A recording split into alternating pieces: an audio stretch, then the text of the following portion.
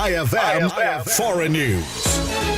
Umapaw ang tensyon sa North Dakota matapos pagtibayin ng Korte Suprema ng Estado ang batas na ginagawang felony ang pagsasagawa ng abortion. Binaligtad nito ang naunang desisyon ng mababang hukuman na pansamantalang humadlang sa pagpapatupad ng batas. Bagamat 3 sa 5 mahistrado ang nagsabing dapat itong ibasura, kulang ito sa kinakailangang 4 na boto upang mapawalang bisa ang batas. Sa ilalim ng batas, maaaring makulong ng hanggang 5 taon at pagmultahin ng $10,000 ang mga lalabag dito. Ipinaalala rin na mula nang ibasura ng US Supreme Court ang federal rights sa abortion noong 2022, nasa kapangyarihan na ng bawat estado ang pagregula nito. Sa gayon, pumila ang North Dakota sa 12 iba pang estadong may ganap na pagbabawal. May ilang exception sa batas tulad ng kapag nanganganib ang buhay ng ina, subalit pinapayagan din ang mga biktima ng rape at incest na magpa-abort sa loob ng unang 6 na linggo na ayon sa kritiko madalas hindi pa nalalaman ng kababaihan na sila'y buntis. Pinuri ni Republican Attorney General Drew Wrigley ang desisyon. Iginiit na napatunayan ng korte ang bisa ng batas na ipinasaan ng lehislatura. Hanggang ngayon ay wala pang pahayag ang Red River Women's Clinic hinggil sa naging hatol. Para sa IFM Foreign News, ako si Idol Zarina Franco.